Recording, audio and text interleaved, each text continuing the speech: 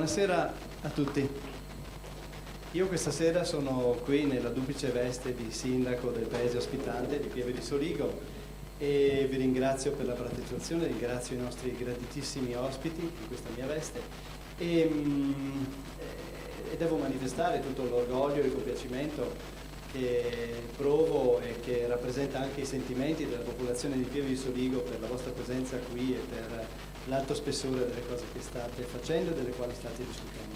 Ho avuto anche modo di vedere i lavori che stanno facendo nel workshop i ragazzi e veramente sono rimasto molto colpito dalla profondità degli interventi che stanno facendo. Sono anche però qui nella veste di presidente dell'osservatorio sul paesaggio delle colline dell'Alta Marca. Si tratta di un osservatorio voluto dalla Regione Veneto, istituito di recente. La firma degli atti risale soltanto a novembre dello scorso anno e divenuto operativo dagli inizi del 2012. È un osservatorio sperimentale, quindi sta, come dice la parola, sperimentando le metodiche con cui porsi al servizio della popolazione locale e al servizio della Regione che lo utilizza. Lo dovrebbe riuscire ad utilizzare se riusciremo a fare bene il nostro lavoro come strumento attraverso il quale raccogliere dal basso le istanze della popolazione, ma forse anche la percezione del paesaggio da parte della popolazione. Noi stiamo facendo questa cosa nella consapevolezza che il paesaggio non è sicuramente soltanto una cosa da urbanisti, è un soggetto di attività culturale. Risente della percezione che del paesaggio hanno le persone. Qualunque atto noi, anche individualmente, senza essere responsabili della gestione del territorio, compiamo, è un atto che modifica, anche non volendolo, il paesaggio. Una volta mi è capitato di fare l'esempio di un muretto di 20 centimetri. Ciascuno di noi può pensare che se nel suo prato fa un muretto di 20 centimetri non modifica il paesaggio, però quel muretto sarà lì anche fra 100 anni.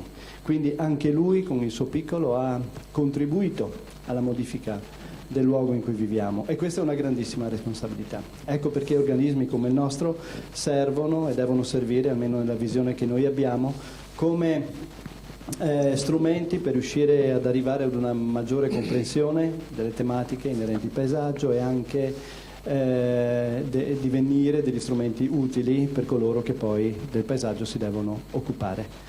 Ma a questo proposito noi abbiamo qui questa sera dei relatori eccellenti dai quali abbiamo sicuramente soltanto da imparare tantissimo e anche di questo in questa mia seconda veste li ringrazio. Buona serata a tutti e buon intervento.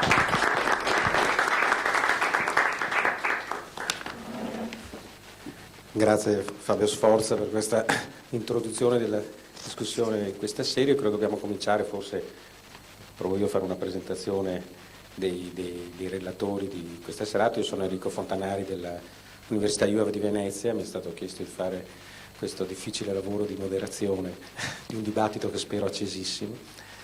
E alla mia sinistra Francesca Pace, che è funzionario della Regione Puglia e che ci racconterà, ci parlerà dell'esperienza dell'Osservatorio regionale della Puglia, dell'Osservatorio del paesaggio regionale della Puglia, Giovanni Laganà, ricercatore dell'Università Mediterranea di Reggio Calabria e della Facoltà di Architettura, che invece ha il compito di dare un'introduzione, dando un po' il quadro su come, dove, perché, forse diciamo su cosa sono gli osservatori di paesaggio, più che come, dove, perché. E poi Mauro Varotto, del Dipartimento di Geografia dell'Università di Padova, che ci presenterà brevemente l'esperienza di un osservatorio cugino, fratello dell'osservatorio dell'Alta Marca, perché c'è l'altro osservatorio sperimentale già avviato nella realtà regionale veneta, c'è l'osservatorio del canale di Brenta, una vallata che si trova a nord di Bassano, e lui racconterà appunto l'esperienza che stiamo facendo, che si sta facendo in quella e che vede unite le nostre università in quella realtà. E infine Marco De Vecchi, che invece ci racconta ci presenta, diciamo, un'esperienza più consolidata di osservatori regionali, forse una delle più consolidate, di osservatori, no scusate, non regionali, di osservatori locali del paesaggio della regione Piemonte.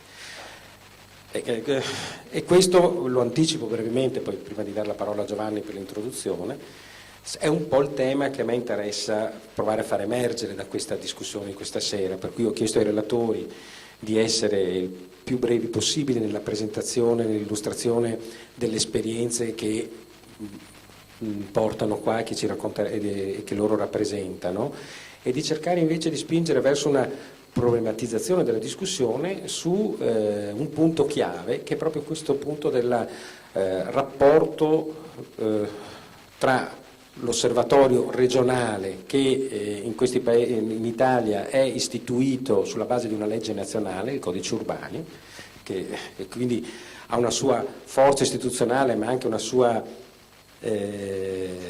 rigidità istituzionale, e invece la realtà degli osservatori locali. L'esperimento che ci racconterà la Regione Puglia del rapporto tra l'osservatorio regionale e la rete degli ecomusei locali, che sono il corrispondente degli osservatori locali che abbiamo avviato qui in Veneto, che sono avviati in Piemonte, la forza dell'esperienza piemontese, e un po' anche i problemi che stiamo affrontando, stiamo iniziando ad affrontare qui noi nella Regione Veneto, proprio in questo avvio dell'esperienza top down, diciamo, come abbiamo scelto noi, per usare una parola chiave di moda, della costruzione degli osservatori del paesaggio, rispetto invece appunto a una realtà istituzionale che partirebbe con un approccio bottom up e quindi contrario, bottom up e top down.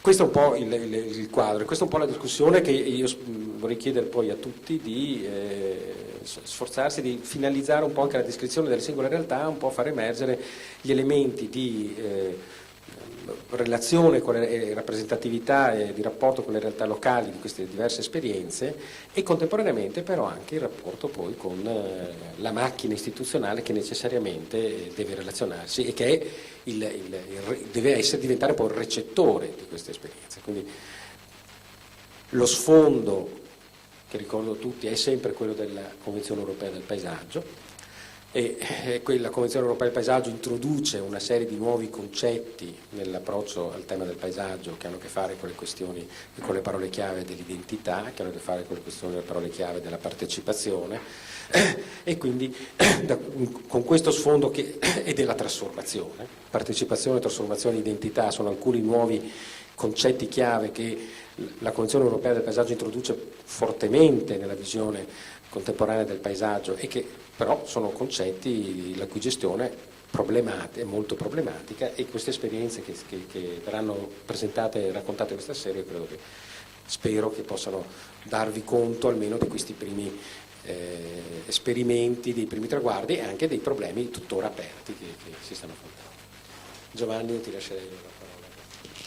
Grazie a tutti, vorrei ringraziare innanzitutto questa organizzazione di questo festival, e in particolar modo Claudio Bertorelli per avermi invitato a questo interessante punto importante che riguarda gli osservatori del paesaggio.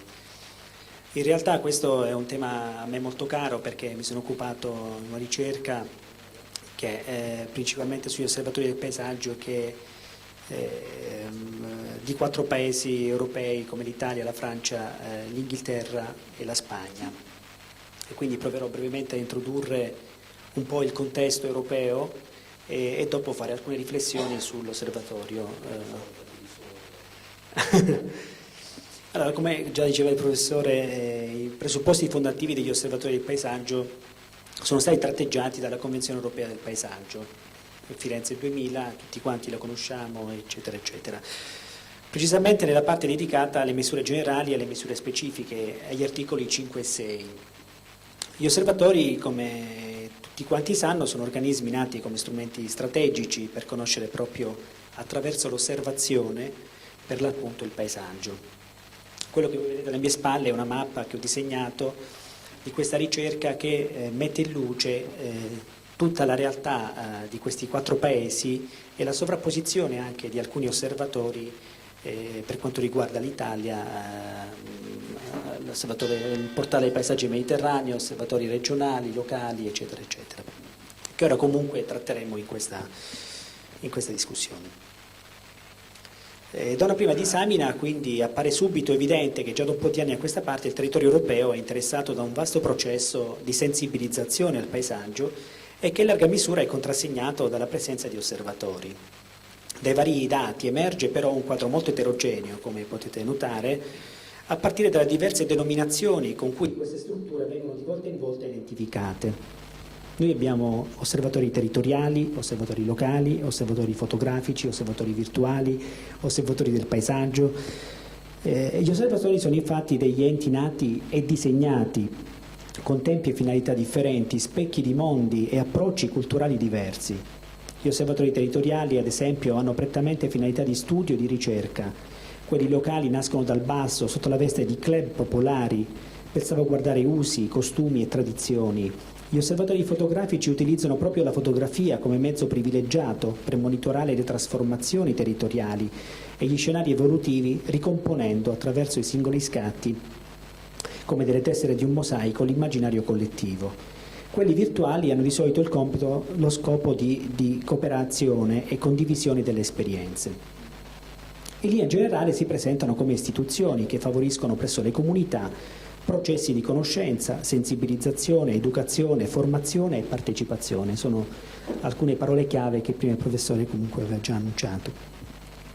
Diretti prevalentemente da professionisti che afferiscono ad ambiti disciplinari diversi come geografi, architetti, fotografi, il loro campo d'azione non si limita al confine amministrativo della regione, provincia o dipartimento che li attiva, ma si misura con la sterminata dimensione virtuale della rete.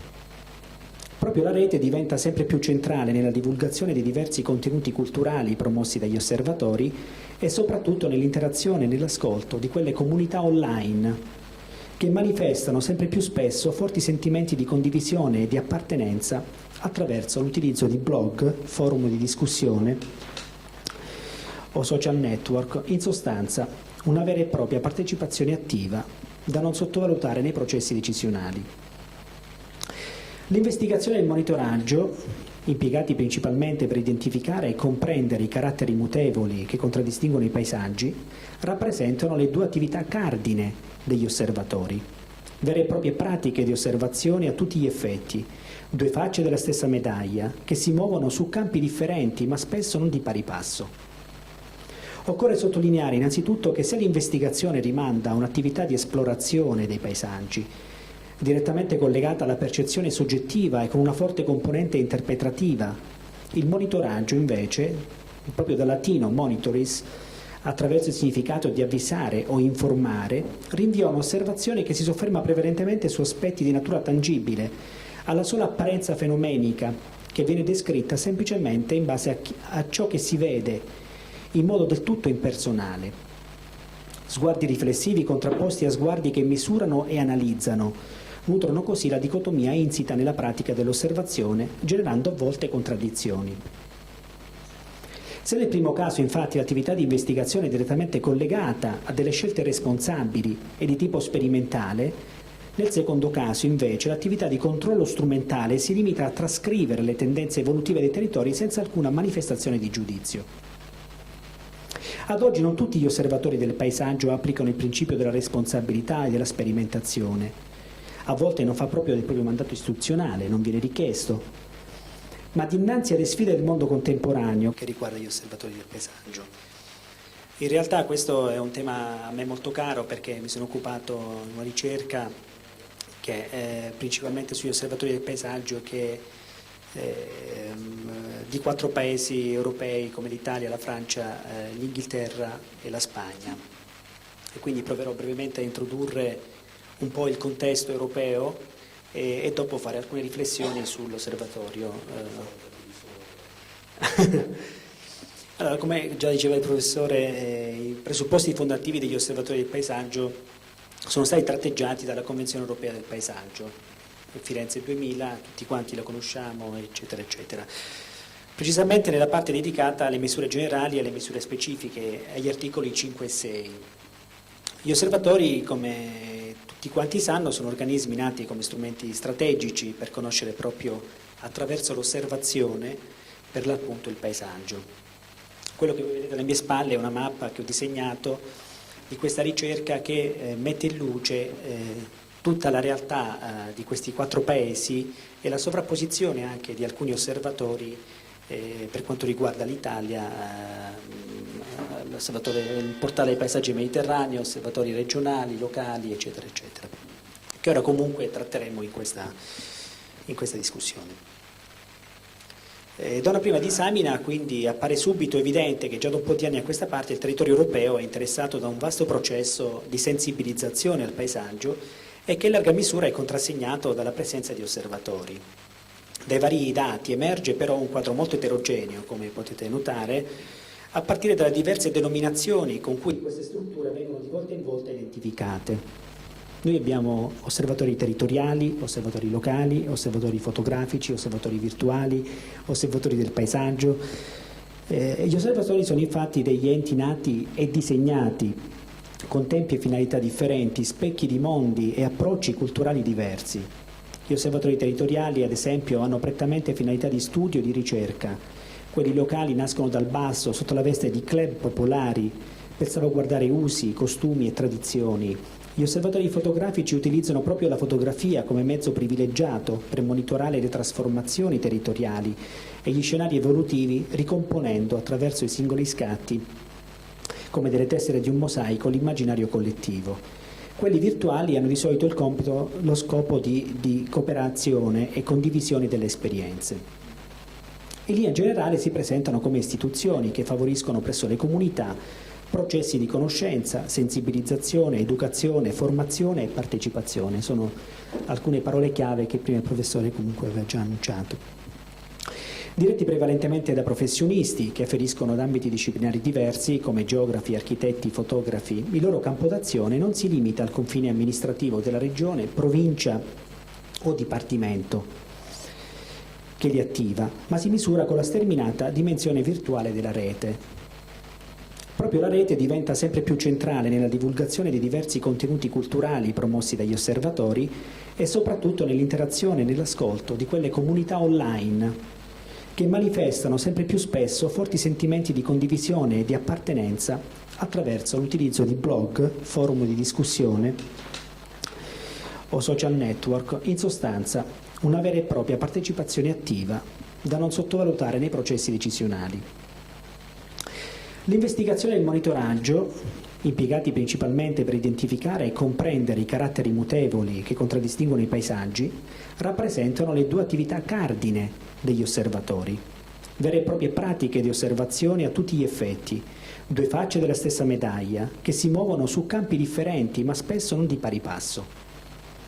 Occorre sottolineare innanzitutto che se l'investigazione rimanda a un'attività di esplorazione dei paesaggi, direttamente collegata alla percezione soggettiva e con una forte componente interpretativa, il monitoraggio invece, proprio dal latino monitoris, attraverso il significato di avvisare o informare, rinvia a un'osservazione che si sofferma prevalentemente su aspetti di natura tangibile, alla sola apparenza fenomenica, che viene descritta semplicemente in base a ciò che si vede, in modo del tutto impersonale. Sguardi riflessivi contrapposti a sguardi che misurano e analizzano, nutrono così la dicotomia insita nella pratica dell'osservazione, generando a volte contraddizioni.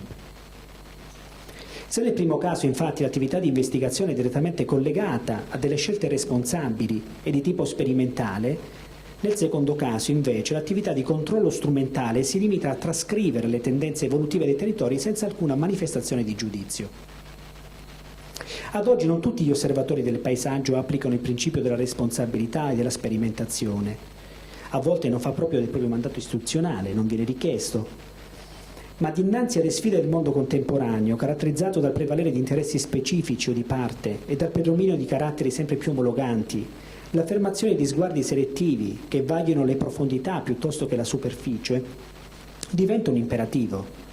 Accanto al prezioso e delicato compito di diffusione della conoscenza e consapevolezza dei paesaggi, gli osservatori non possono più esimersi dal fatto di orientare responsabilmente scelte e azioni che incidano sull'immaginario collettivo e sull'avvenire dei luoghi. Questo è un primo passo che volevo sottolineare riguardo all'operato che si sta registrando in questa sovrapposizione di enti, istituzioni, eccetera, che portano il nome di osservatori del paesaggio. Un altro passo molto importante è il Cronos. Cronos è il principale nemico degli osservatori, tutti quanti conosciamo il tempo. Per conoscere concretamente, viste le continue e perenni trasformazioni territoriali e paesaggistiche, diventa necessario registrare e aggiornare minuto dopo minuto punti di vista, strategie, valutazioni, cambiamenti fisici e culturali. I documenti cartacei ed elettronici, dove viene annotato questo costante processo di modificazione sotto forma di disegni, fotografie e descrizioni, prendono il nome di atlanti, buone pratiche, cataloghi, linee guida, carte tematiche e altro. In sostanza si tratta di elaborati dei contenuti tecnici da cui si evince una grande quantità di informazioni di tipo quantitativo e qualitativo, a volte da carattere vincolante, vedi il caso della Catalogna, della Spagna, a volte no, utili ad argomentare il processo di produzione dei territori e le politiche del paesaggio.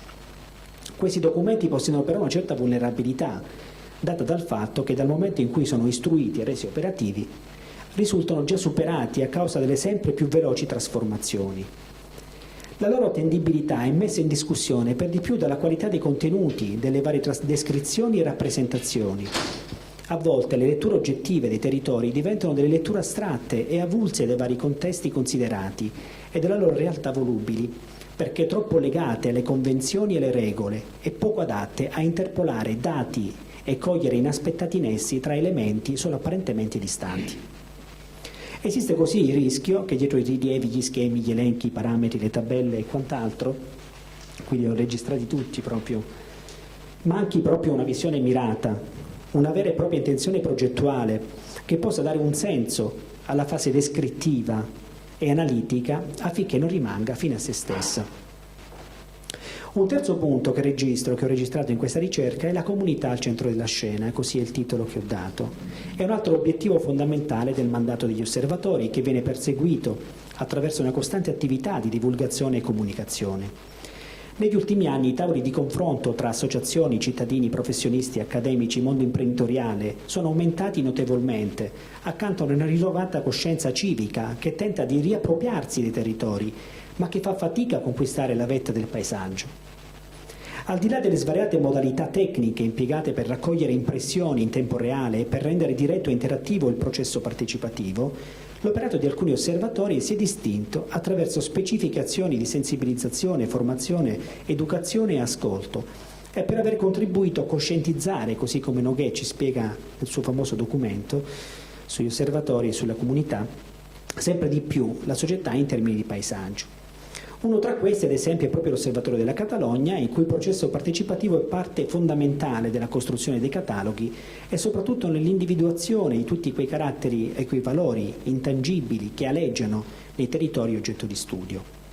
Rimane dunque di fondamentale importanza costruire una forte politica di comunicazione, opportunamente supportata da elaborati progettuali che privilegiano una dimensione visionaria piuttosto che di pura rappresentazione di modelli che sfiorano lo stereotipo in nome dei caratteri identitari di un determinato contesto.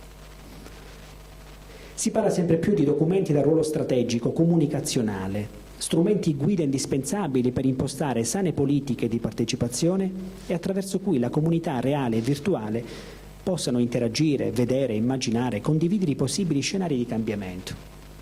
Attualmente l'operato della stragrande maggioranza degli osservatori tende a costruire documenti che privilegiano la raccolta e la descrizione dei valori esistenti o latenti, senza formulare proposte di alcun tipo. In realtà la possibilità di comparare informazioni di diversa natura per promuovere azioni di tutela, gestione e valorizzazione del paesaggio è un'operazione utile e indispensabile soprattutto ai fini del progetto. Quindi mi tocca fare una riflessione su quale sia, cioè cosa sia questo osservatorio, questo ente, questa organizzazione, cosa deve diventare, quindi l'osservatorio del XXI secolo, cosa può diventare? Dobbiamo rilanciare in questa struttura. Si delinea così una nuova vocazione di questo ente, che da strumento di sterile monitoraggio, descrittivo e agnostico, acquista proprio il valore di prezioso riferimento esplorativo, diventando indispensabile nella formazione di programmi avanguardistici e innovativi. Un organismo con veste meno istituzionale, forse, che si interfaccia con la pianificazione senza subire però l'influenza. il peso e i limiti di vincoli, indici, norme e parametri che potrebbero ingessare una cultura progettuale creativa, anche utopica, che ha bisogno costantemente di osare, verificare e fantasticare. Tracciando così l'identikit di un ipotetico modello di osservatorio, si può perciò ipotizzare una struttura che assomigli sempre di più a un centro precursore, a un avamposto dove è possibile sperimentare soluzioni progettuali che possono prevedere scenari futuri, in linea con la definizione della progettazione paesaggistica data da Pierre Donadier, che si appoggia proprio sul concetto di anticipazione, quindi come processo di produzione di un territorio basato sull'anticipazione, in parte vaga, in parte definita, del suo divenire sociale e spaziale.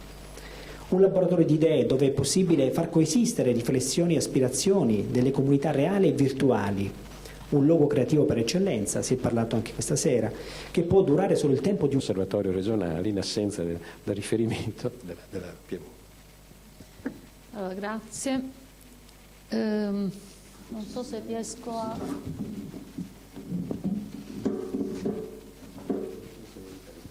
No, c'è un problema con...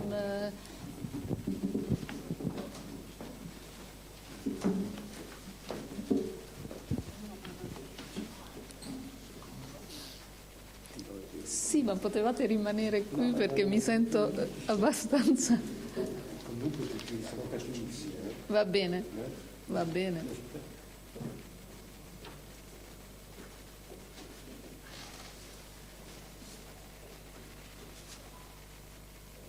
No, questo togliamolo.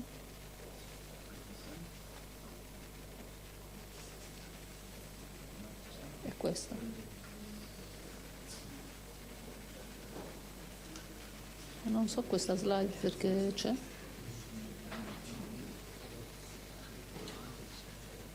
Ah, ecco. C'è una slide in più, va bene. Questa è la prima, vado avanti. Ok, va bene. Allora,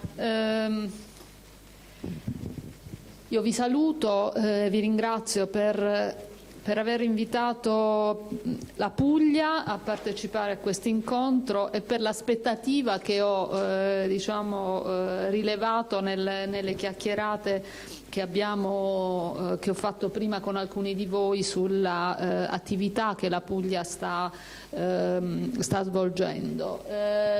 Come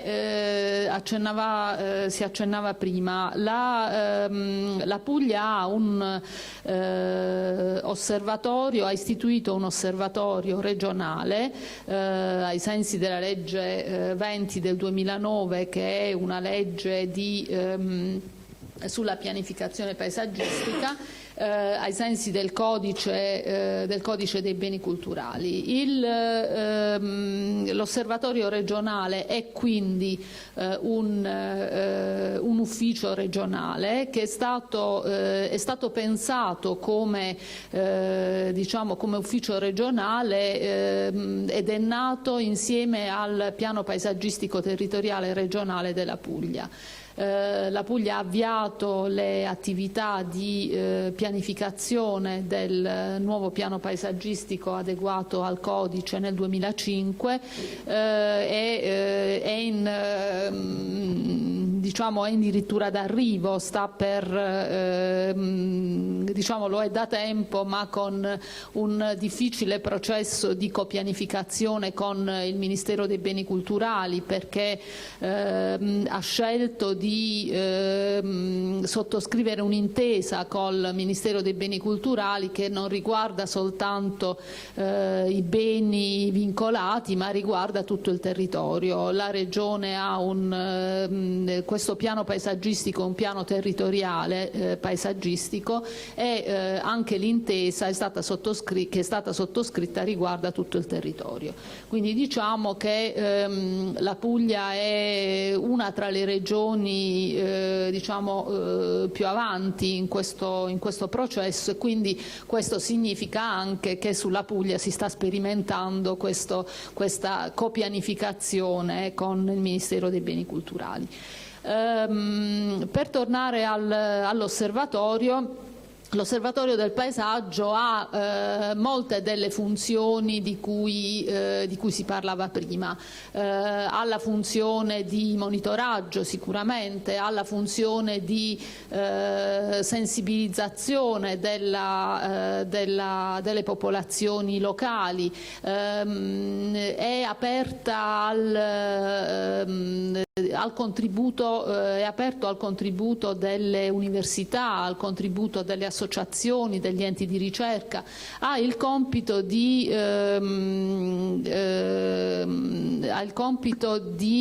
costruire linee guida, di dare indirizzi alla pianificazione e anche alle trasformazioni quindi che nel paesaggio si vanno a realizzare. Ha il compito di individuare i beni che è necessario tutelare perché riconosciuti di particolare valore. Quindi l'attività che l'Osservatorio ha svolto o sta svolgendo, molte attività dell'Osservatorio sono nate insieme al piano paesaggistico territoriale regionale. Tra queste attività sicuramente le linee guida, noi abbiamo realizzato linee guida per la tutela e il restauro delle strutture in pietrasecco, per il recupero e il riuso dei manufatti e dei beni rurali. C'è un processo, uno degli scenari strategici del PPTR è il patto città-campagna. Il patto città-campagna, ne parlerò brevemente, e ci sono delle apposite linee guida che danno delle indicazioni su questo. Ci sono le linee guida per le energie rinnovabili. La Puglia ha puntato molto sulle energie rinnovabili, forse sottovalutando direi l'impatto che queste hanno sul paesaggio. I progetti pilota, mi si chiedeva di focalizzare l'attenzione sul rapporto con il locale. Nel piano paesaggistico della Puglia c'è stata molta attenzione non soltanto agli enti locali ma anche ai cosiddetti produttori di paesaggio, cioè a quegli imprenditori, a quelle attività, che siano da quelle agricole a quelle industriali, che in realtà producono paesaggio con le loro trasformazioni, e quindi alcuni progetti pilota sono stati orientati a questo. Sono stati stilati dei protocolli d'intesa o con gli enti locali o con associazioni, con associazioni di categoria o con enti, per costruire dei processi, costruire dei progetti che poi potessero diventare appunto pilota, potessero diventare buone pratiche da assumere come esemplificazione. Le attività di studio e di ricerca, alcune di queste sono in corso, sono state realizzate con l'università oppure con le università oppure con alcune altre società, e le attività di promozione attiva. Io qui ho riportato il protocollo d'intesa con i produttori di energie rinnovabili, per esempio, oppure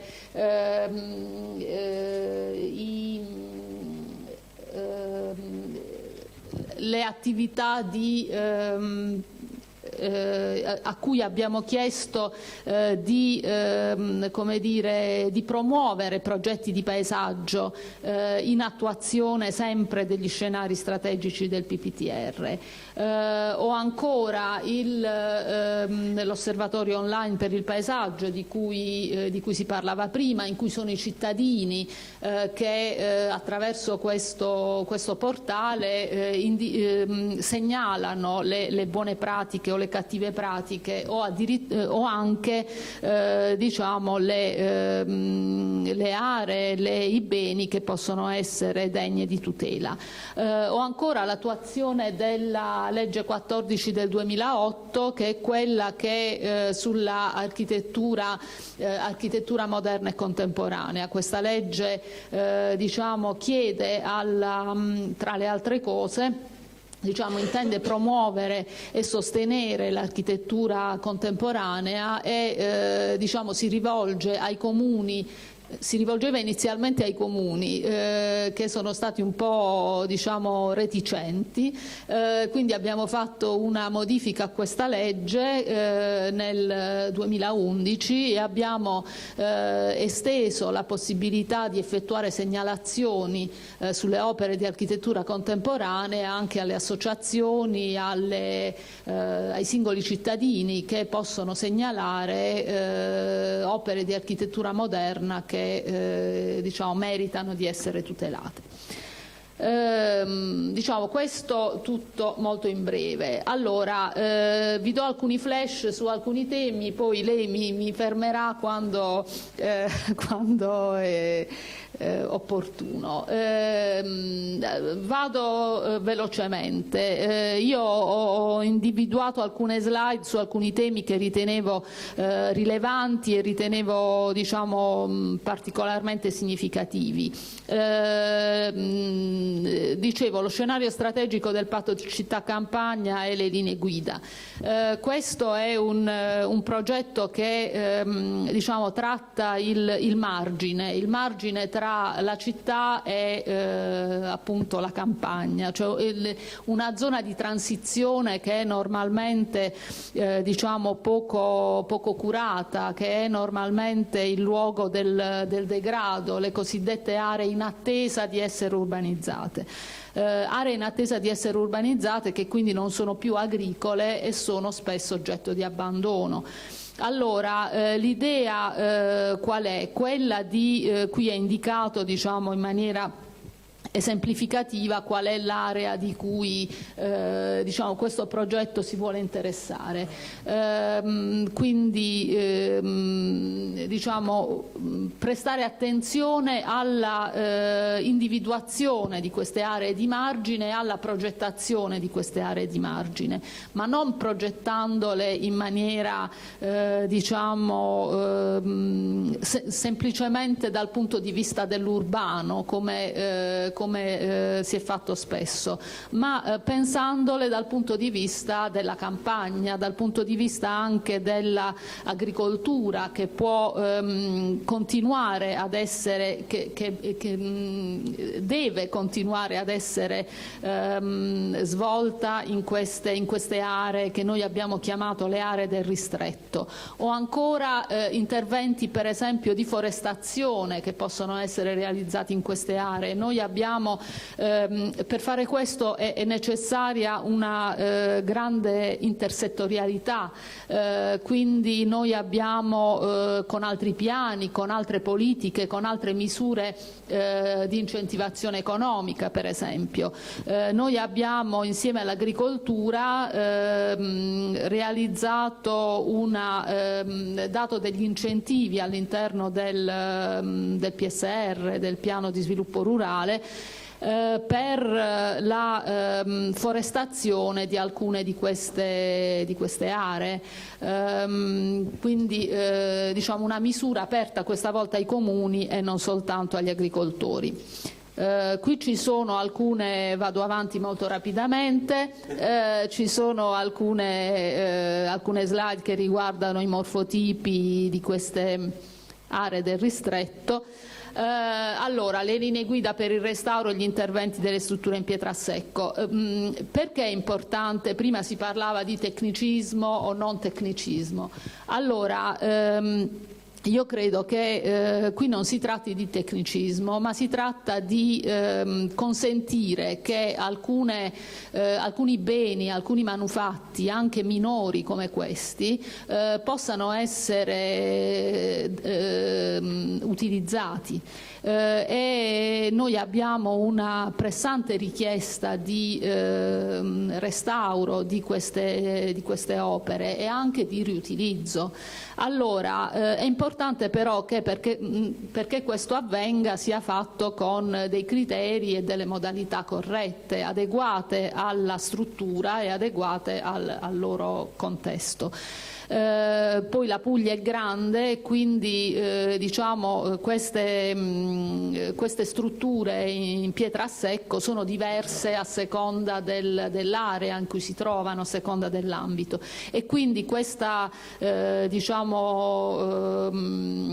linee guida servono a dare delle indicazioni specifiche per ciascuna di questa tipologia e per ciascuna di queste aree. Qui vedete una realtà un po' più composita. La stessa cosa per i manufatti rurali, questi diciamo che non sono in pietra a secco ma sono altri beni. Ci sono delle schedature che riguardano sia il manufatto che il suo intorno.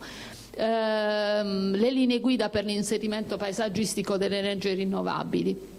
Dicevo, la Puglia ha puntato molto sulle energie rinnovabili, è la prima in Italia in quanto a produzione di energie rinnovabili. Queste linee guida, che riguardavano in realtà prevalentemente l'eolico, ora sono in fase di aggiornamento a seguito dell'adozione di un regolamento che è stato adottato dalla Regione diciamo in ottemperanza al regolamento regionale.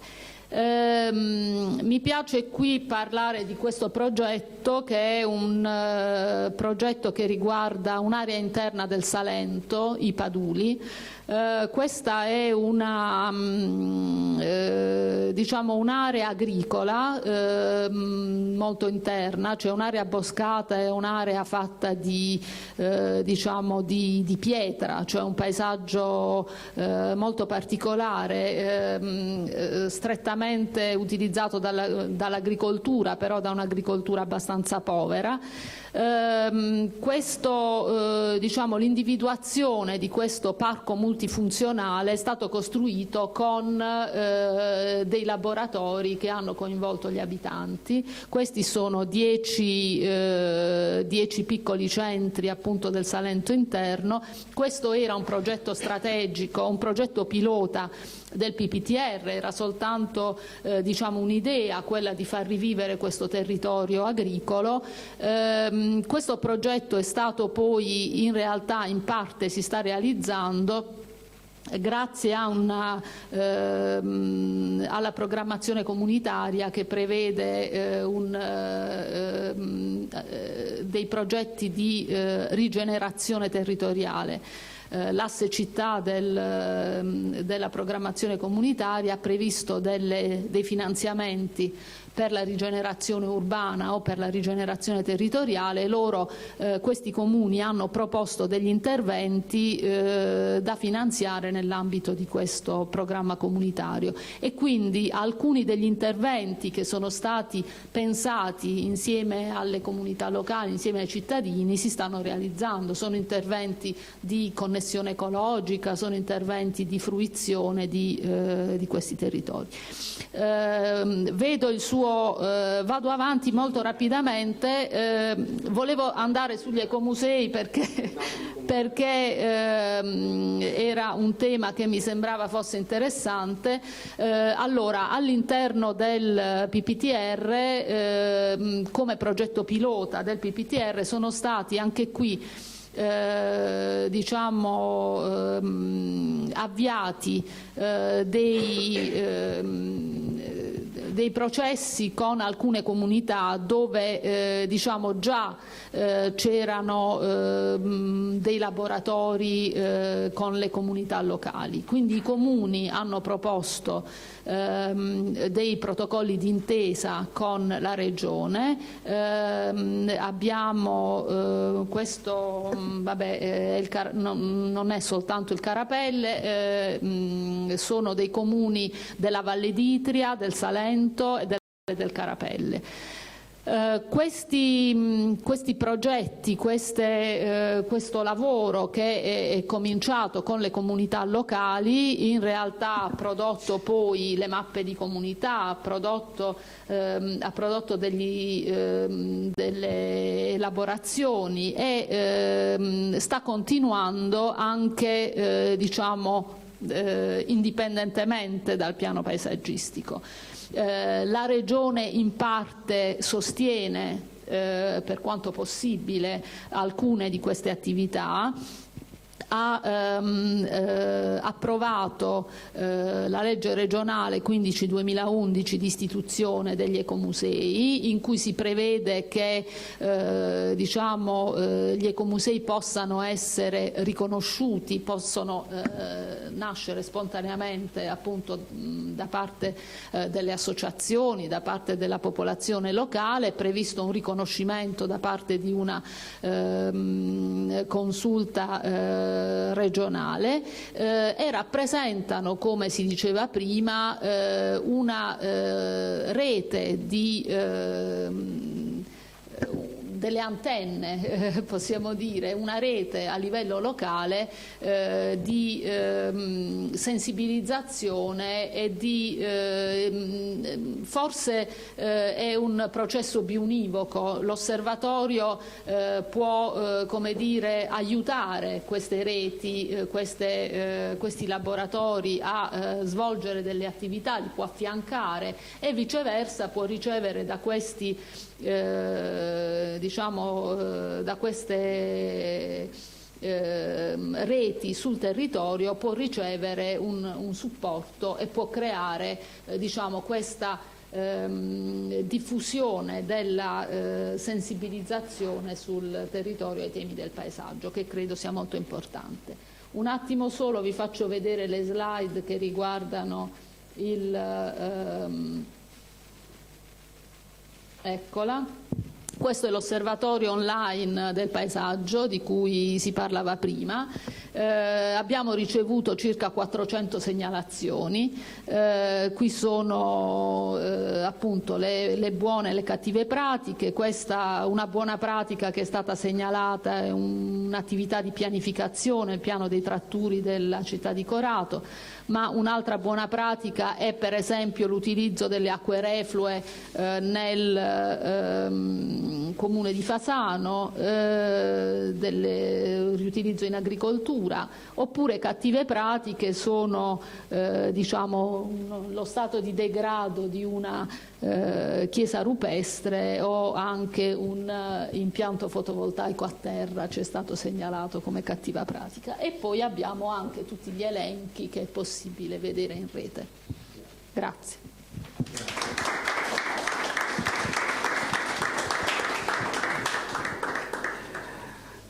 Grazie Francesca Pacione, anche per aver subito le pressioni per restringere una presentazione dell'osservatorio dell'esperienza pugliese da solo dovrebbe occupare ben più di una serata, quindi dobbiamo usare questi come spunti per una discussione tra di noi. Questa è un'esperienza molto interessante, credo è un caso fondamentalmente dall'alto, top down, detto giusto stavolta, però virtuoso.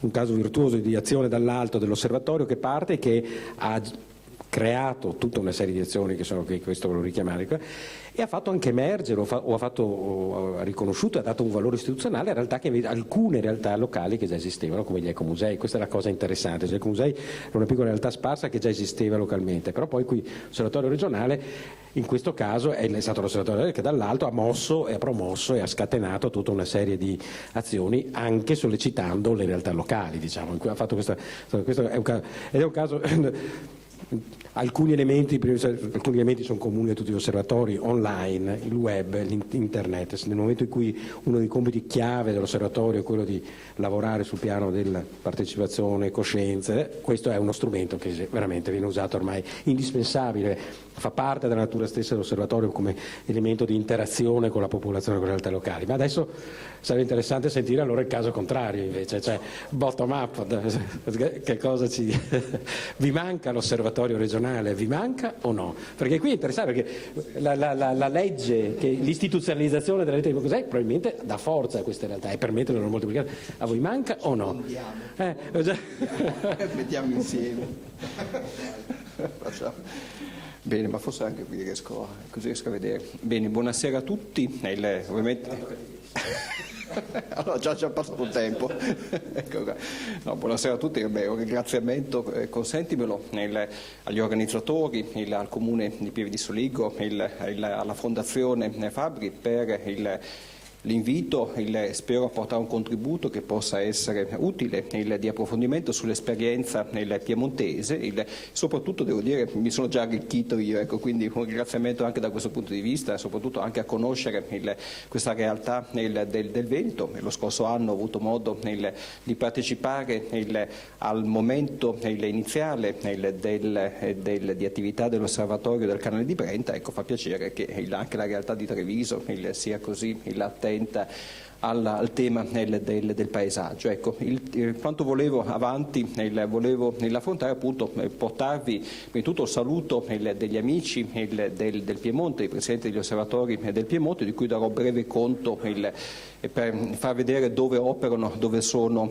localizzati. Ecco, la realtà avanti del paesaggio del Piemonte parte come osservatori dalla Convenzione Europea del Paesaggio, non c'è il tempo. Si rivolgeva inizialmente ai comuni che sono stati un po', diciamo, reticenti, quindi abbiamo fatto una modifica a questa legge nel 2011 e abbiamo esteso la possibilità di effettuare segnalazioni sulle opere di architettura contemporanea anche alle associazioni, ai singoli cittadini che possono segnalare opere di architettura moderna che diciamo, meritano di essere tutelate.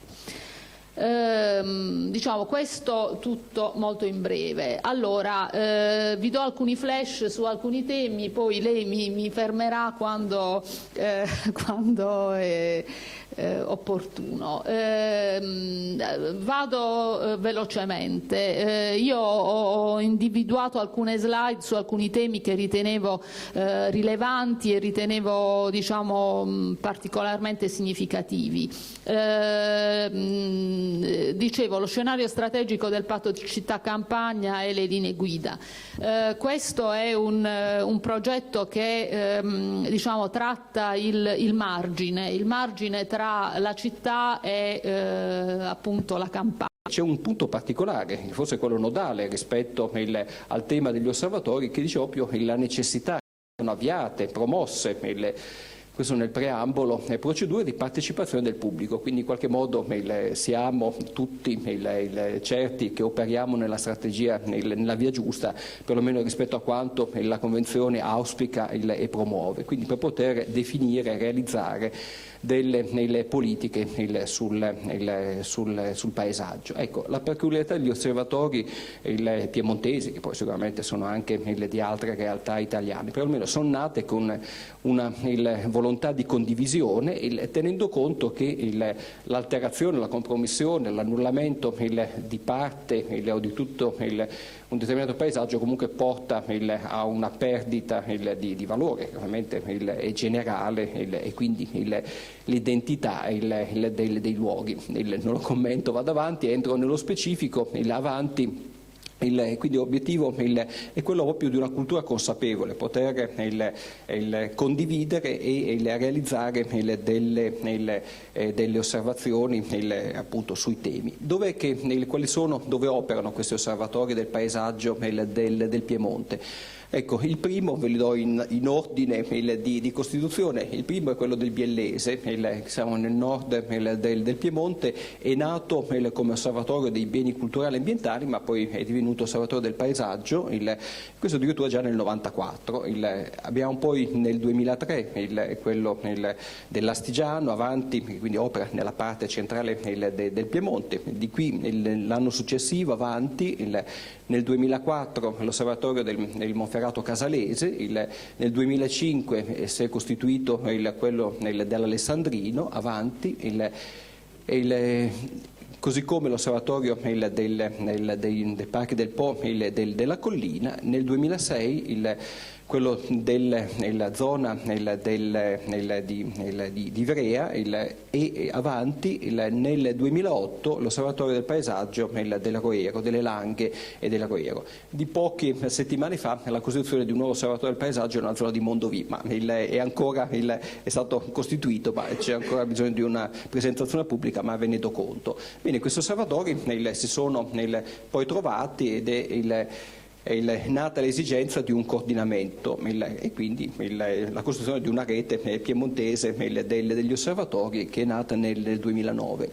L'auspicio, e lo butto già lì, ecco, che possa anche nascere appunto una condivisione proprio, che so, lo dicevo lo scorso anno dalla Camera di Brenta, ma anche qui da Pieve di Soligo, che non si possa avviare proprio una rete che metta insieme le sensibilità, le esigenze, le aspettative dei diversi osservatori del paesaggio, quindi si crea una rete anche tra le diverse realtà regionali. Ecco, quali sono gli ambiti? Ecco, una conoscenza, adesso vi darò conto anche di qualche iniziativa avanti su cui sta operando, e del tema degli Atlanti, e vedo appunto anche nella realtà pugliese anche questo è stato fatto, segnalando le diverse situazioni, le virtuose, no?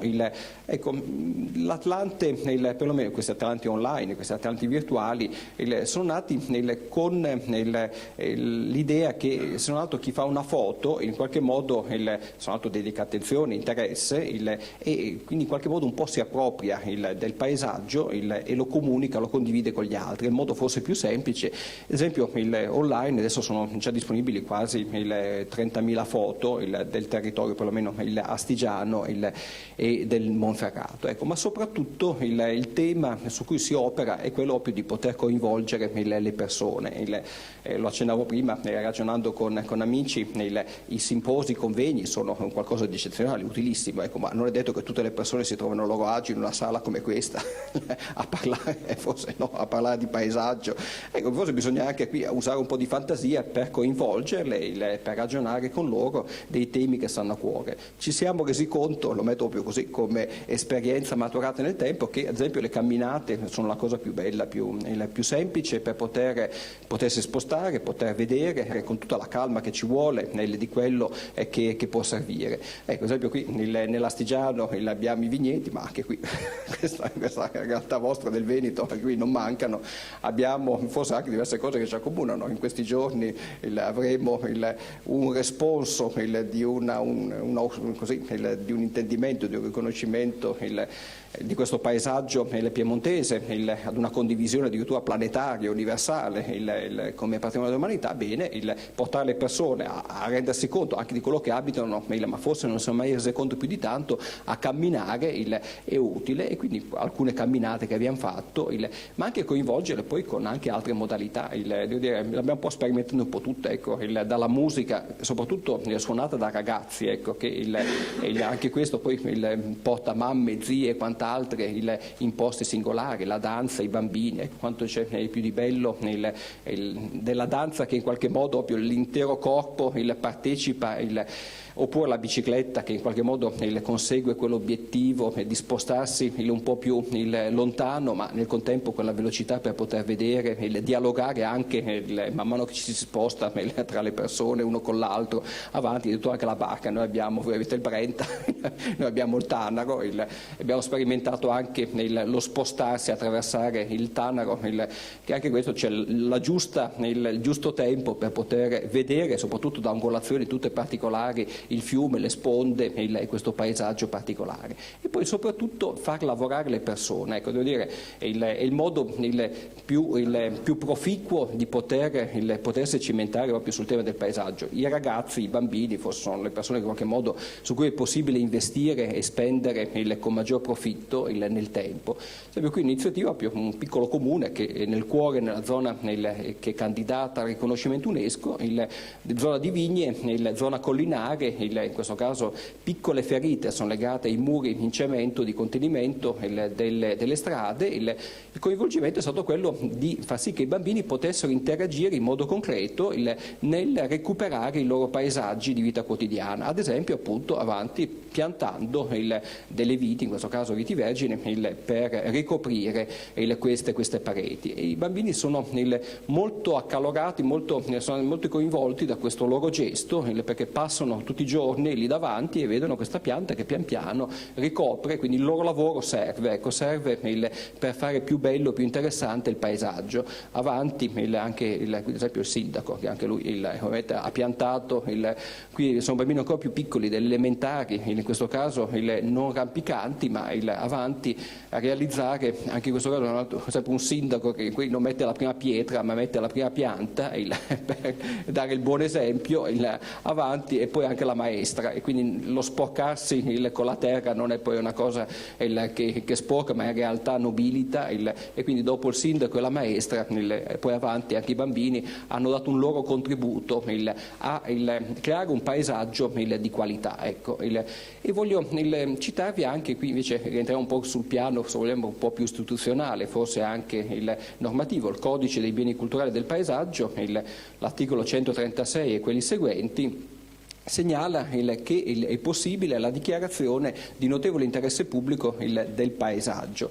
Ecco, qui sono tra i vinificatori forse più noti della zona, il dottor Gancia, il dottor Bosca, siamo una zona di Canelli, che hanno condiviso questa iniziativa dell'Osservatorio del Paesaggio di dichiarare di diverse realtà viticole della zona di Canelli di notevole interesse pubblico. Per quale motivo? Per il fatto che i sia pur legittimi interessi privati debbono comunque in determinati casi fare un passo indietro rispetto al valore del paesaggio come bene comune. Quindi qui la riflessione, qui il sindaco di Canelli che per primo ha firmato la richiesta di dichiarazione di notevole interesse pubblico del paesaggio viticolo di Canelli. Qui siamo Isola d'Asti, avanti, maggioranza e opposizione, tutti hanno richiesto per una borgata di Isola d'Asti, hanno richiesto il notevole interesse pubblico del loro paesaggio. Un altro esempio, ve ne sono anche altri. E poi un'iniziativa che abbiamo condotto anche quella sul tema del restauro del paesaggio. Forse questo termine può sembrare improprio, ma si può operare anche su questo fronte, e qui l'iniziativa è quella avanti di rimuovere un elemento che proprio sempre in questa zona, nel Corzon dell'UNESCO, in un capannone presente in mezzo alle vigne, ci siamo cimentati per togliere questo elemento. Come si fa a toglierlo? L'abbiamo studiato, abbiamo segato il capannone, l'abbiamo tolto, avanti, questo qui come era prima, vado avanti, si taglia, ecco come è stato poi rimosso, e quindi questo è stato un gesto concreto di poter intervenire. Ovviamente è stato fatto con il favore del proprietario, e il paesaggio, non c'è tempo di dirlo, ha ripagato pienamente l'intervento di recupero di questa realtà. Vado a chiudere, vado pure avanti, qui non c'è tempo, l'Atlante online, avanti, ecco, vi segnalo che ci sono anche in Liguria, sotto l'Osservatorio del Paesaggio di Sanremo, quindi c'è anche nella realtà ligure, c'è un interesse da questo punto di vista, e accennavo proprio, c'è Mauro Ferrotto, poi lascio il testimone avanti, lo scorso anno ho molto piacere di poter così condividere con la realtà del Brenta questa bella iniziativa. Ovviamente sono orgoglioso di poter essere anche oggi così di nuovo qui in Veneto a poter ragionare anche sulla realtà di Treviso insieme a voi. Vado a chiudere dicendo questo, con questa affermazione sempre della Convenzione Europea del Paesaggio, che penso è proprio il faro, ma questa affermazione la ritengo proprio nodale, cruciale per tutti i nostri propositi, anche come osservatori e non solo, ma che davvero il paesaggio costituisce una risorsa favorevole alle attività economiche. Ecco, se ne siamo consapevoli, penso che lo siamo tutti davvero, bene, è la strada su cui operare, coinvolgendo le persone, ragionando nei modi le più diversi, perché questo è vero, ovviamente poi dice se pianificato, gestito e salvaguardato in modo adeguato. Grazie.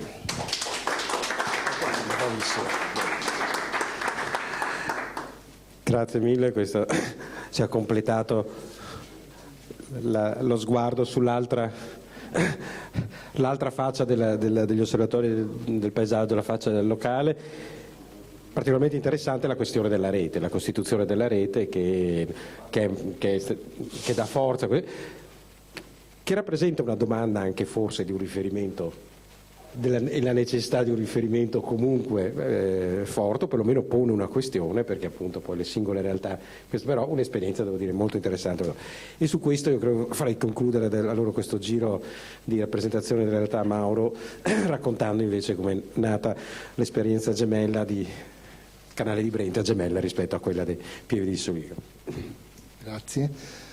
Buonasera a tutti, grazie di questo invito.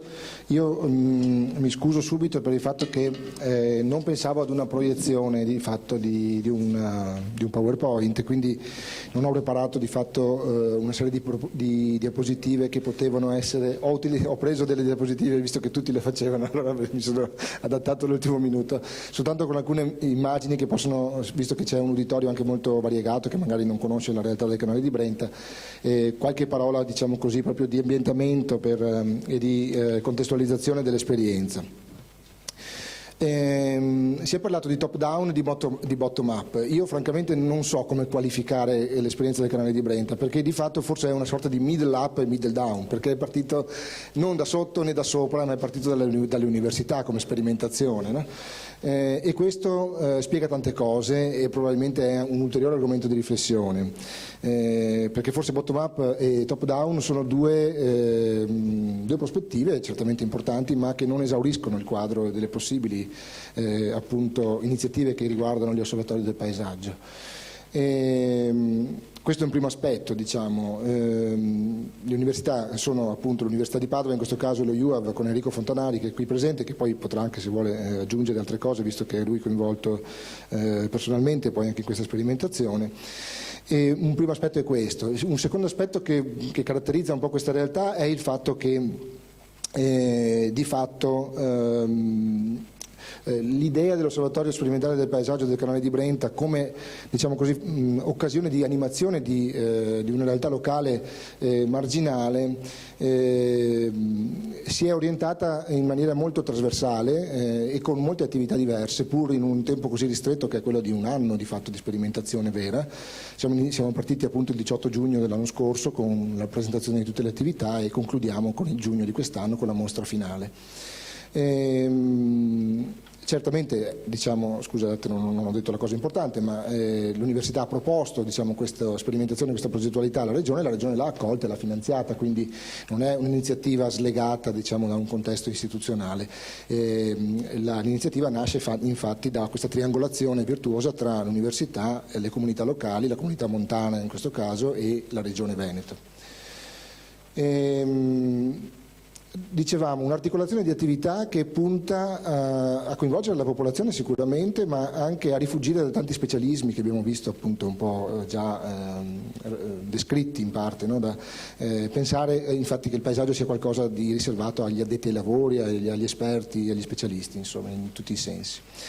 L'altro elemento importante è che noi abbiamo cercato di coinvolgere questa realtà territoriale, che è una realtà territoriale marginale, quindi è stata anche questa una sfida importante, perché questo territorio di fatto è una periferia, tra virgolette, è un margine, è un'area debole, e quindi cercare di come dire, puntare sul paesaggio, che comunque qui ha un suo valore culturale, storico, come adesso vi farò vedere, come occasione di rilancio e come occasione di ripensare anche la propria collocazione territoriale rispetto ad altri su posti centri più forti, più importanti, cercando in qualche modo di costituire diciamo, questo margine, di trasformare questo margine, quest'area un po' debole diciamo, in risorse. Qualche parola sul canale di Brenta per chi non lo conosce. È una valle molto stretta che collega Trento a Bassano, nella prima parte diciamo, della Valsugana cosiddetta, ed è un'area marginale anche dal punto di vista territoriale per il Veneto, perché confina diciamo, con la provincia di Trento, ed è una valle appunto lunga una trentina di chilometri, larga poco più di 2 chilometri nei luoghi più ampi, diciamo, più larghi, e conta 8 comuni, quelli della comunità montana del Brenta, e circa 10.000 abitanti. Avanti.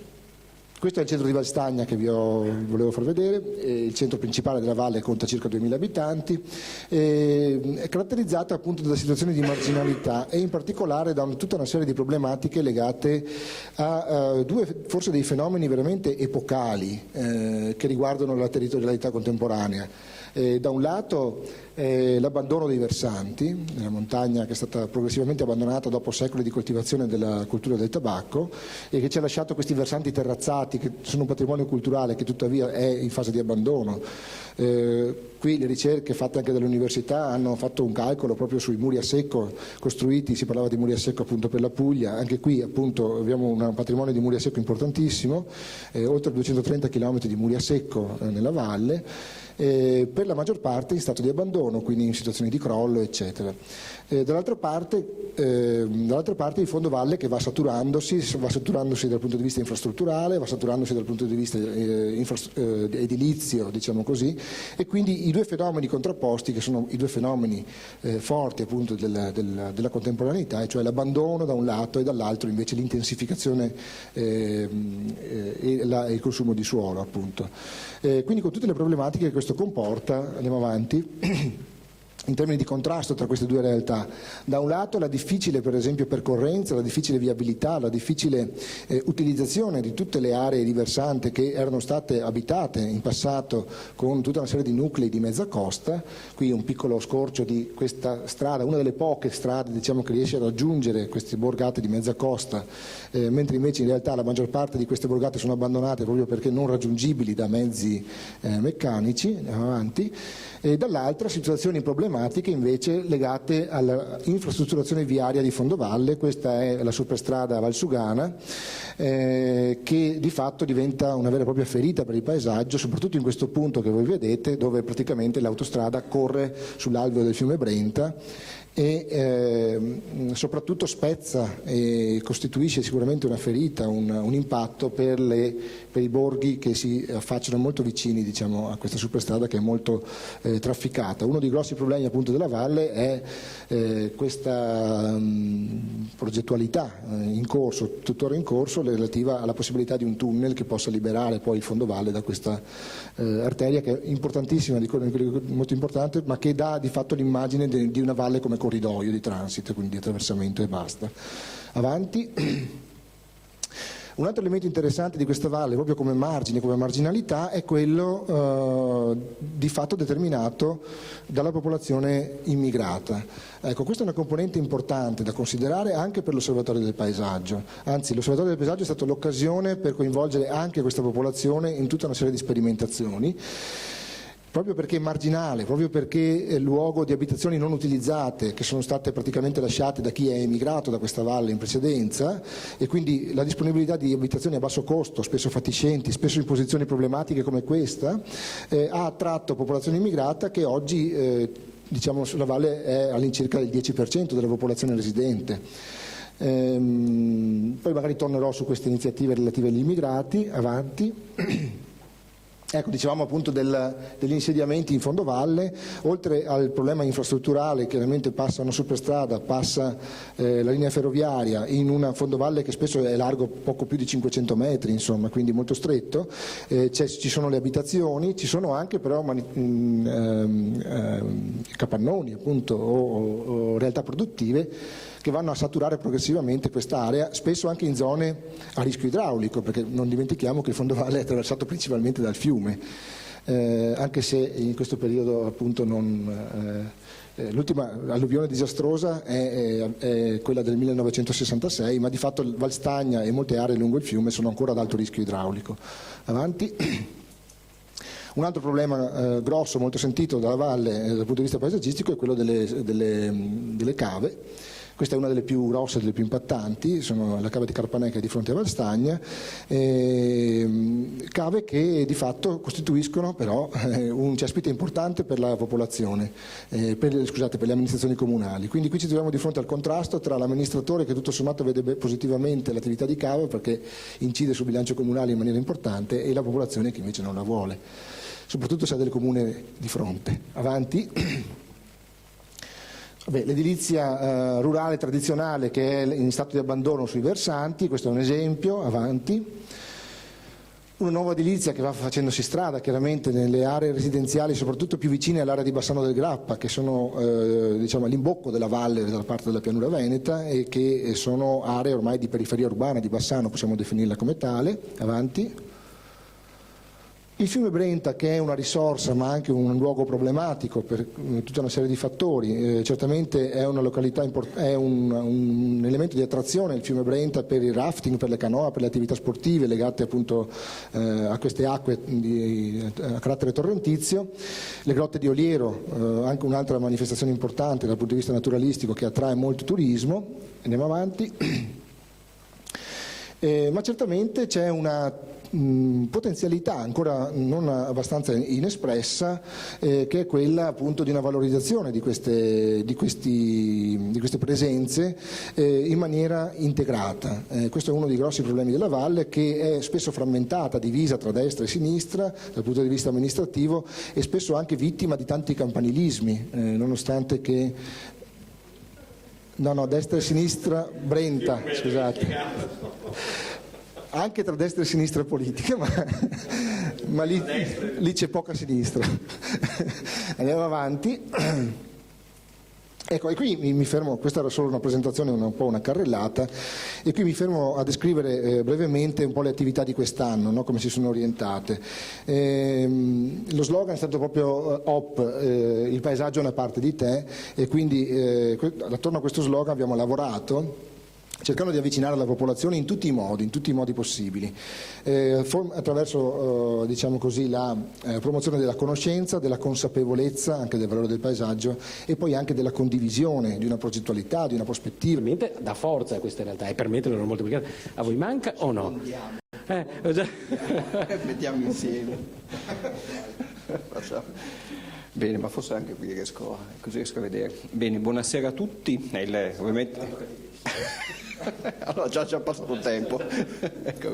No, buonasera a tutti, un ringraziamento, consentimelo, agli organizzatori, al Comune di Pieve di Soligo, alla Fondazione Fabbri per l'invito, spero a portare un contributo che possa essere utile di approfondimento sull'esperienza piemontese, soprattutto devo dire mi sono già arricchito io, ecco, quindi un ringraziamento anche da questo punto di vista, soprattutto anche a conoscere questa realtà del Veneto. Lo scorso anno ho avuto modo di partecipare al momento iniziale di attività dell'osservatorio del canale di Brenta. Ecco, fa piacere che anche la realtà di Treviso sia così attenta al tema del paesaggio. Ecco, quanto volevo avanti, volevo affrontare appunto, portarvi prima di tutto il saluto degli amici del Piemonte, dei presidenti degli osservatori del Piemonte, di cui darò breve conto per far vedere dove operano, dove sono localizzati. Ecco, la realtà avanti del paesaggio del Piemonte parte come osservatori dalla Convenzione Europea del Paesaggio, non c'è il tempo per commentarla, per cui problematiche sul degrado, e quindi abbiamo raccolto ne do conto brevemente, ecco, ma soprattutto parte proprio così spiego cosa sono, perlomeno nella prospettiva piemontese, nascono da una proprio necessità che è individuale, di poter godere, di poter vivere nella quotidianità in paesaggi di qualità, un bisogno che certo è individuale, ma poi cerca di confrontarsi con altri, per cui questi osservatori, lo dico in modo molto semplice, sono dei sodalizi, ecco, non sono null'altro, sodalizi di amici che hanno questa aspirazione di potersi così confrontare su questo tema del paesaggio. Se poi da questo discendono anche delle misure, delle strategie operative e quant'altro, è un qualcosa che discende però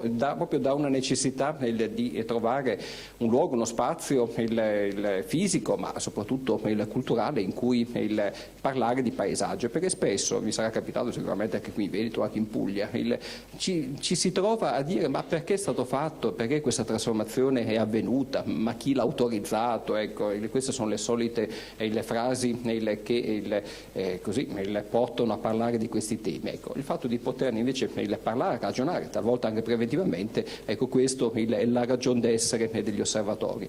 Ecco, c'è anche qui in Piemonte, qui sono alcune immagini di un sentimento, usiamo questo, ecco, da parte della popolazione, che in questo caso il basta i capannoni, questo è un prete e un sindaco falsi, però i sentimenti sono veri, ecco, sono quelli legati così, a volersi confrontare. Ecco. Qui siamo forse addirittura nel 2002, ecco, però persone che si trovano a ragionare di questo, ecco, ci ha portato avanti a prendere spunto proprio dalla Convenzione Europea del Paesaggio, che c'è un punto particolare, forse quello nodale rispetto al tema degli osservatori, che dice proprio la necessità che vengano avviate, promosse, questo nel preambolo, procedure di partecipazione del pubblico, quindi in qualche modo siamo tutti certi che operiamo nella strategia, nella via giusta, perlomeno rispetto a quanto la Convenzione auspica e promuove, quindi per poter definire e realizzare delle politiche sul paesaggio. Ecco, la peculiarità degli osservatori piemontesi, che poi sicuramente sono anche di altre realtà italiane, perlomeno sono nate con una volontà di condivisione, tenendo conto che l'alterazione, la compromissione, l'annullamento di parte o di tutto un determinato paesaggio comunque porta a una perdita di valore, che ovviamente è generale, e quindi l'identità dei luoghi. Non lo commento, vado avanti, entro nello specifico, avanti. Quindi l'obiettivo è quello proprio di una cultura consapevole, poter condividere e realizzare delle osservazioni appunto sui temi. Dove operano questi osservatori del paesaggio del Piemonte? Ecco, il primo ve li do in ordine di costituzione. Il primo è quello del Biellese, siamo nel nord del Piemonte, è nato come osservatorio dei beni culturali e ambientali, ma poi è divenuto osservatorio del paesaggio, questo addirittura già nel 94. Abbiamo poi nel 2003 quello dell'Astigiano, avanti, quindi opera nella parte centrale del Piemonte. Di qui l'anno successivo, avanti, nel 2004 l'osservatorio del Monferrato Casalese, nel 2005 si è costituito quello dell'Alessandrino, avanti, così come l'osservatorio dei Parchi del Po della Collina, nel 2006 quello della zona di Ivrea, e avanti nel 2008 l'osservatorio del paesaggio dell'Aroero, delle Langhe e dell'Aroero. Di poche settimane fa la costituzione di un nuovo osservatorio del paesaggio nella zona di Mondovì, ma è stato costituito, ma c'è ancora bisogno di una presentazione pubblica, ma ve ne do conto. Bene, questi osservatori si sono poi trovati ed è nata l'esigenza di un coordinamento e quindi la costruzione di una rete piemontese degli osservatori, che è nata nel 2009. L'auspicio, e lo butto già lì, ecco, che possa anche nascere appunto una condivisione, proprio, che so, lo dicevo lo scorso anno dal canale di Brenta, ma anche qui da Pieve di Soligo, che non si possa avviare proprio una rete che metta insieme le sensibilità, le esigenze, le aspettative dei diversi osservatori del paesaggio, quindi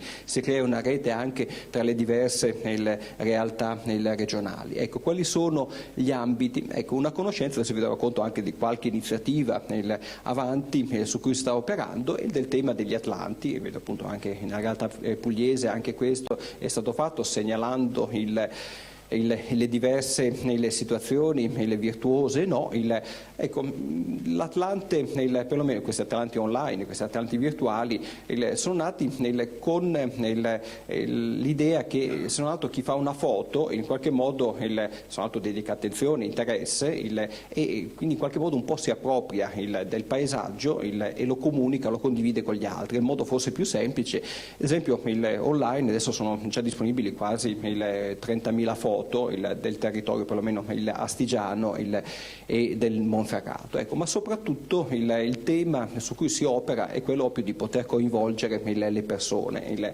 Lo accennavo prima ragionando con amici, i simposi, i convegni sono qualcosa di eccezionale, utilissimo, ecco, ma non è detto che tutte le persone si trovano a loro agio in una sala come questa a parlare di paesaggio.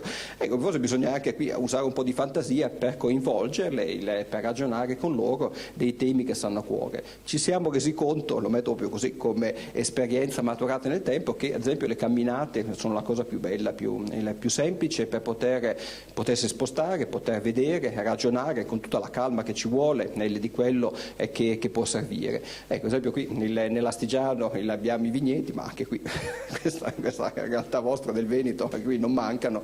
Abbiamo forse anche diverse cose che ci accomunano. In questi giorni avremo un responso di un intendimento, di un riconoscimento di questo paesaggio piemontese, ad una condivisione addirittura planetaria, universale, come patrimonio dell'umanità. Bene, portare le persone a rendersi conto anche di quello che abitano, ma forse non si è mai rese conto più di tanto, a camminare è utile, e quindi alcune camminate che abbiamo fatto, ma anche coinvolgere poi con anche altre modalità. Devo dire, l'abbiamo un po' sperimentando un po' tutte, ecco, dalla musica, soprattutto suonata da ragazzi, ecco, che anche questo poi porta mamme, zie e quant'altre in posti singolari, la danza, i bambini, ecco, quanto c'è più di bello della danza, che in qualche modo proprio l'intero corpo partecipa, oppure la bicicletta che in qualche modo consegue quell'obiettivo di spostarsi un po' più lontano, ma nel contempo con la velocità per poter vedere,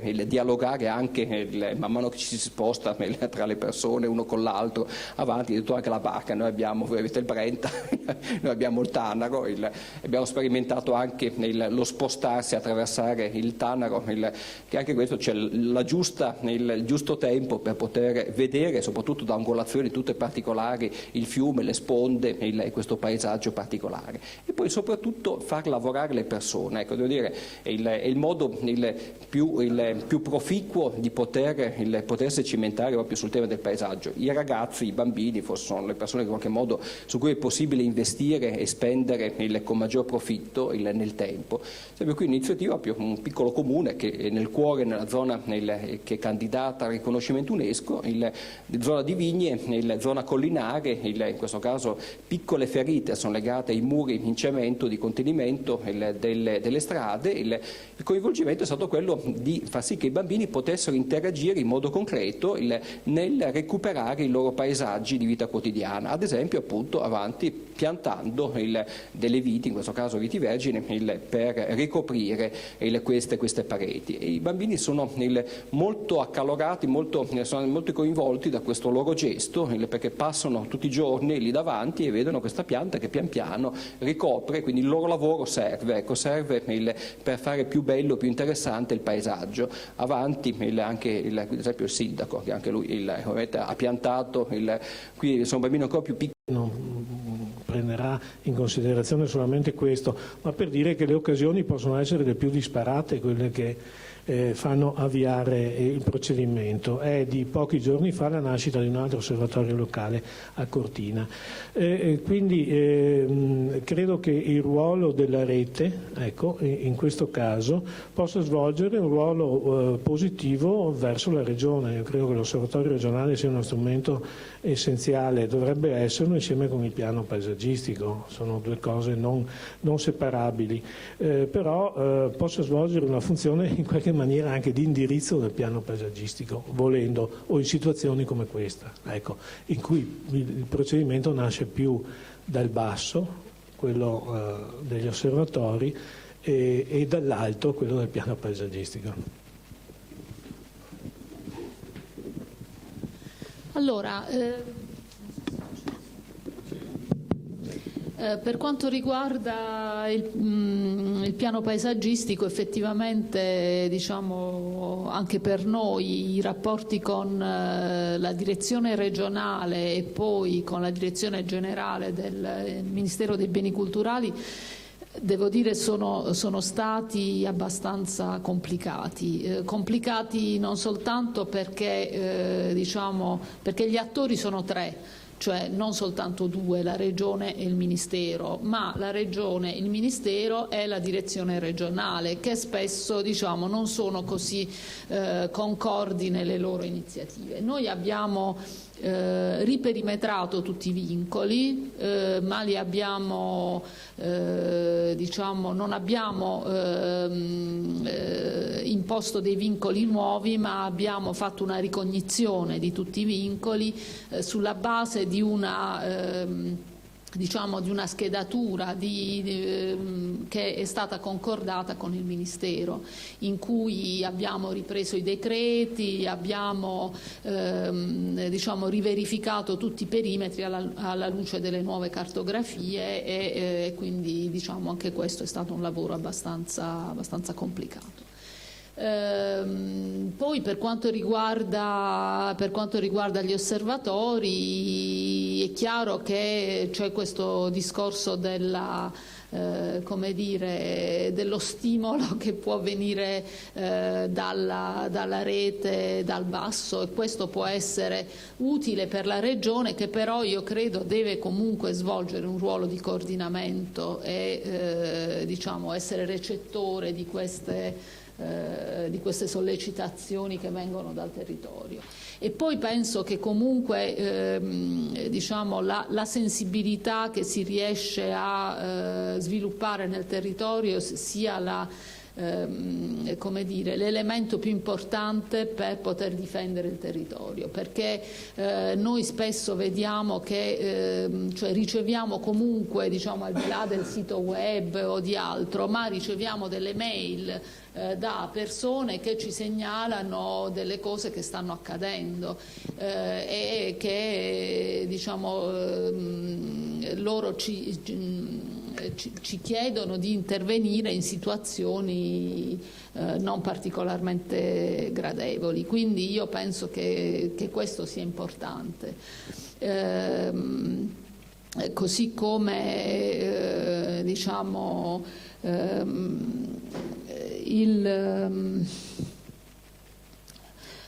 ci sia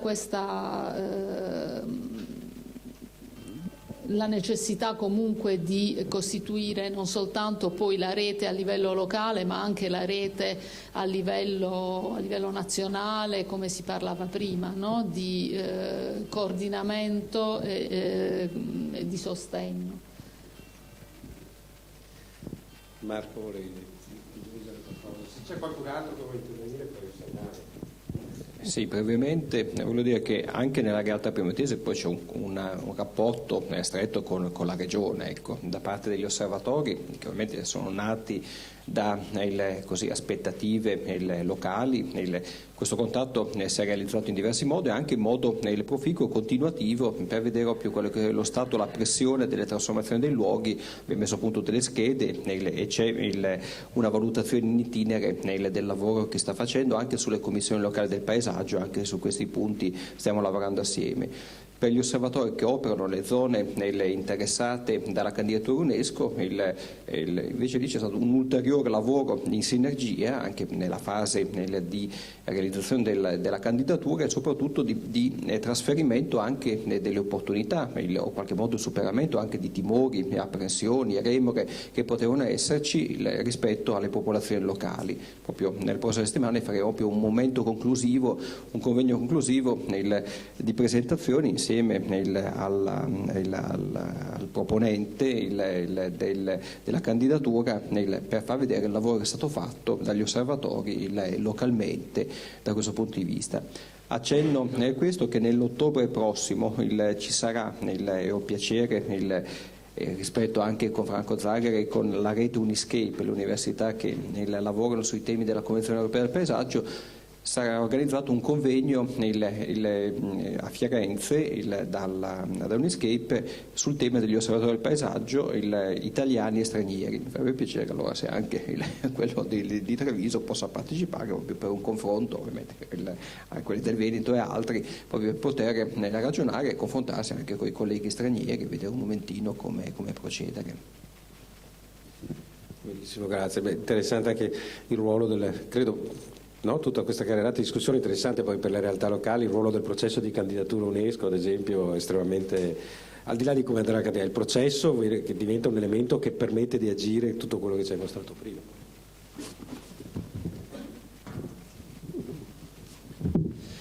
Giustino Moro, coordinatore del Comitato Tecnico Scientifico dell'Osservatorio dell'Alta Marca Trevigiana. È interessante sentire queste molteplici esperienze. Io penso che l'Osservatorio regionale abbia una grande ragione di essere, perché poi è da lì che si danno le linee di governo, e di questo indubbiamente c'è assolutamente bisogno, ma io credo che siano molto interessanti gli osservatori locali, perché sono il punto di confronto tra il sapere esperto appunto e il sapere locale.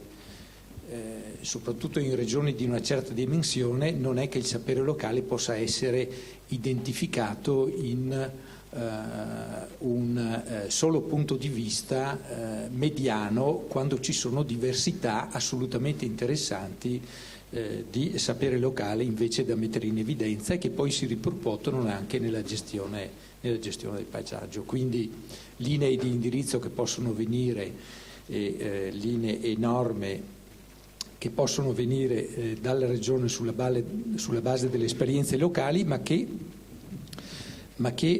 trovano poi nel momento locale appunto una espressione, una definizione e un riguardo verso la gestione, verso anche indirizzi di trasformazione che possono avere un punto di vista proprio non più generico ma locale. Quindi secondo me è importante che ci siano entrambe queste situazioni. I locali senza il regionale troverei che farebbero un gran buon lavoro dal punto di vista della sensibilizzazione, ma magari mancherebbe quell'azione finale, che è quella di raccogliere tutte queste informazioni, indirizzarle in atti di governo appunto di cui si diceva c'è bisogno, e questa è una competenza che solo la regione può avere ovviamente.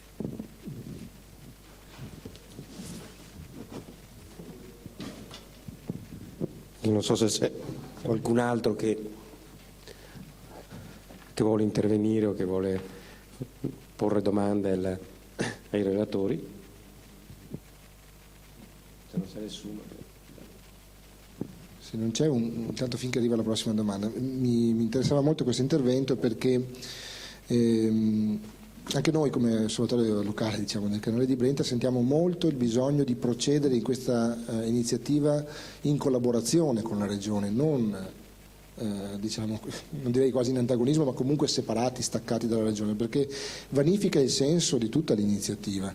In qualche modo l'osservatorio dovrebbe essere, e non lo è ancora, non è percepito come tale purtroppo a mio avviso, l'osservatorio locale, come un punto di ascolto delle istanze locali, quindi di avvicinamento alla popolazione, ma anche di comunicazione delle linee guida, delle direttive, dell'azione politica a livello regionale. Quindi c'è questo reciproco scambio che l'osservatorio deve riuscire a dare, perché l'idea è che l'osservatorio sia, da un lato, a volte possa essere una semplice sperimentazione progettuale, come è avvenuto, di monitoraggio, no? Top down come si diceva, e dall'altro sia la voce degli antagonisti, dei comitati, di quelli che sono sempre contro e così via.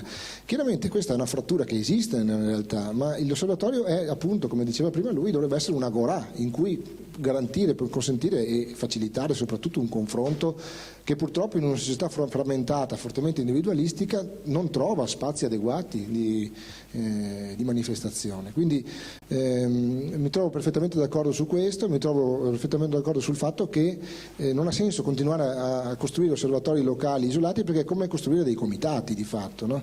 Mentre l'osservatorio sperimentale che abbiamo avviato sia come Canale di Brenta sia come Alta Marca ha dalla sua, per quanto diciamo così, certamente con tanti limiti, tanti difetti, tanti punti su cui migliorare, ha dalla sua un avallo istituzionale.